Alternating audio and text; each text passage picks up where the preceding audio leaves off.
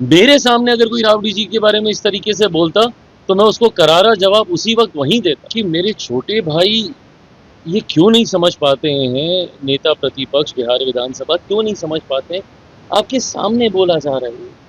तेजस्वी अगर एक बार टोकते तो दोबारा किसी की हिम्मत नहीं होती, बट आपका मौन रहना सहमति दे रहा है उन लोगों को।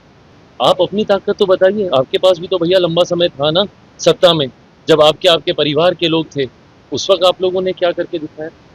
सबसे पहले आज नवरात्रि की तमाम भारतवासियों को, तमाम बिहार वासियों को ढेर सारी शुभकामनाएं। माता रानी के ये दिन है, उनकी आराधना में इन दिनों को हम बिताते हैं और ये कामना करते हैं कि उनकी कृपा, उनका आशीर्वाद हम सब पर बना रहे, हम सबकी मनोकामना पूरी हो। पर मैं इतना मैं ज़रूर कहूँगा कि माता रानी के आशीर्वाद से एक मनोकामना हमारे प्रधानमंत्री आदरणीय नरेंद्र मोदी जी ने सभी देशवासियों की पूरी की है। वो जिस तरीके से महंगाई की मार थी, मुझे याद है मैं जब से पहली बार मैंने शपथ लेने के बाद कार्यभार मैंने संभाला था खाद्य प्रसंस्करण विभाग का, इस क्षेत्र से जुड़े हुए जितने भी व्यापारी थे, जितने भी इंडस्ट्री लीडर्स थे, उनकी पिछले साल सवा साल में सिर्फ एक ही मांग रही थी जीएसटी रेट्स को रिवाइज करने की। जिस तरीके से अलग अलग स्लैब्स में जीएसटी रेट्स बटे हुए थे, जिसकी वजह से इंडस्ट्री को भी इस बात का एहसास होता था कि इसको कम टैक्स के दायरे में लाया जा सकता है। ऐसे में मैं मेरे प्रधानमंत्री का, वित्त मंत्री साहिबा का मैं विशेष तौर पर अपनी तरफ से, अपनी पार्टी की तरफ से, बिहार वासियों की तरफ से, देशवासियों की तरफ से मैं धन्यवाद करता हूं कि इस बड़ी मांग को उन्होंने स्वीकार किया और जिस तरीके से टैक्स में जीएसटी स्लैब्स में इन्होंने सिर्फ दो दरों के बीच ही इसको रखा और जिसमें अधिकांश चीज़ें, खास तौर पर मेरे विभाग से जुड़ी हुई जितनी चीज़ें हैं उसमें 90% प्लस चीज़ें ऐसी हैं जो 90 जो कि 5% या उसके कम 0% के दायरे में आई हैं। मुझे लगता है ये कंज्यूमर्स को एक बहुत बड़ी राहत है और इस राहत की शुरुआत नवरात्रि के पहले दिन हुई है। इससे और खूबसूरत लम्हा और हो नहीं सकता।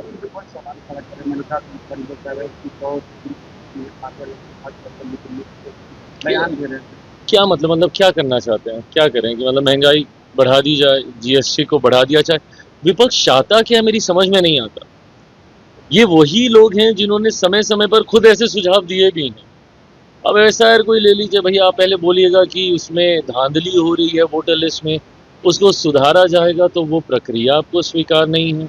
आप बोलिएगा कि भैया जीएसटी में सुधार होने चाहिए, जब जीएसटी में सुधार और वो भी सर्वसहमति से, तो फिर भैया क्यों आपके राज्य के मुख्यमंत्री ने इसमें सहमति दी।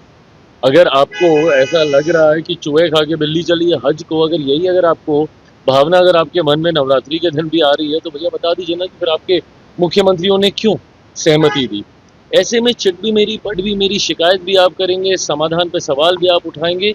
ये गलत सोच है। हर चीज़ पे राजनीति नहीं करनी चाहिए। कीजिए, जहाँ पे आपको लग रहा है कि हम लोग गलत है वहाँ पे कीजिए, पर हर विषय पे राजनीति ये गलत परंपरा है। राहुल गांधी है वो सारे प्रधानमंत्री को कठोर प्रधानमंत्री का नाम है। आप बताइए, जहाँ दुनिया हमारे प्रधानमंत्री जी उनकी सोच, उनकी नीतियों को अपनाने का काम कर रही है, ऐसे में अपने ही देश में आप प्रधानमंत्री के बारे में आप इस तरीके की भाषा का आप इस्तेमाल कर रहे हैं। ये किस तरीके की डिप्लोमेसी है। दुनिया के सामने ग्लोबली आप क्या छवि दिखाना चाह रहे हैं।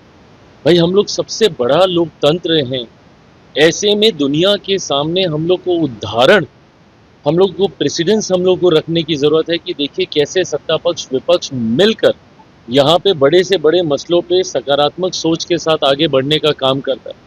ऐसे में आप इस तरीके की भाषा का आप इस्तेमाल करते हैं कि भाई प्रधानमंत्री कमज़ोर है। एक कमज़ोरी बता दीजिए मेरी, जहाँ पे मेरे प्रधानमंत्री जी कमज़ोर दिखे हों। विदेश नीति से लेकर राष्ट्रीय रिफॉर्म्स तक, बड़े से बड़े रिफॉर्म्स करने की हिम्मत, इच्छा शक्ति अगर किसी प्रधानमंत्री में रही है तो इन्होंने ही रही है। आप मुझे बताइए, देश का कोई कमज़ोर प्रधानमंत्री धारा 370 को हटा सकता था? या देश का कोई कमज़ोर प्रधानमंत्री राम मंदिर का निर्माण करा सकता था? या देश का कोई कमज़ोर प्रधानमंत्री जीएसटी में इतने बड़े रिफॉर्म्स ला सकता था? ऐसे में इस तरीके की भाषा का इस्तेमाल करना, इससे पहले कितने ताकतवर प्रधानमंत्रियों ने इससे पहले जाकर सर्जिकल स्ट्राइक कर दी या आतंकियों को उनके गढ़ में जाकर मारने का काम किया। तो ऐसे में आप प्रधानमंत्री को कमजोर कह रहे हैं। आप अपनी ताकत तो बताइए। आपके पास भी तो भैया लंबा समय था ना सत्ता में, जब आपके परिवार के लोग थे, उस वक्त आप लोगों ने क्या करके दिखाया।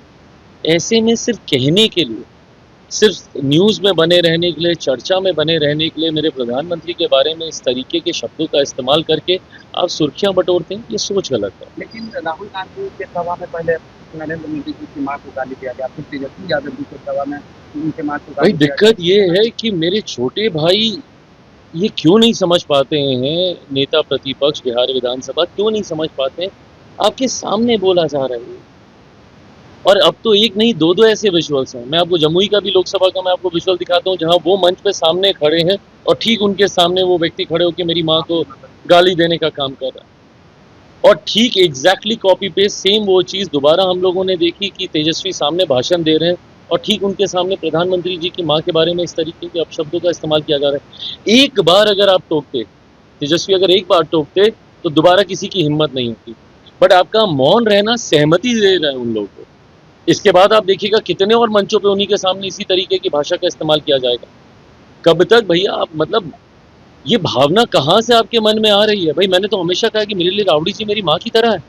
मेरे सामने अगर कोई राबड़ी जी के बारे में इस तरीके से बोलता तो मैं उसको करारा जवाब उसी वक्त वहीं देता। पर ऐसे में अगर आपको लगता है कि आपकी माँ का सम्मान सम्मान और दूसरों की माँ का सम्मान सम्मान नहीं, तो ये एक सोच गलत है तेजस्वी जी की। अगर आप ये वीडियो YouTube पर देख रहे हैं तो हमारे चैनल को सब्सक्राइब कर बेल आइकन दबाएं और Facebook पर देख रहे हैं तो हमारे पेज को लाइक करें।